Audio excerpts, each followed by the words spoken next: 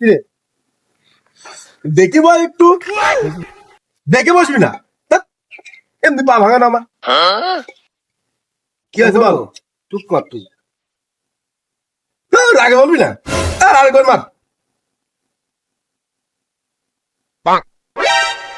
যা আরেকবার মার তো খাইনি। বিস্কুট দিলে এই জন্যে? সে কি বিক্রি ভালো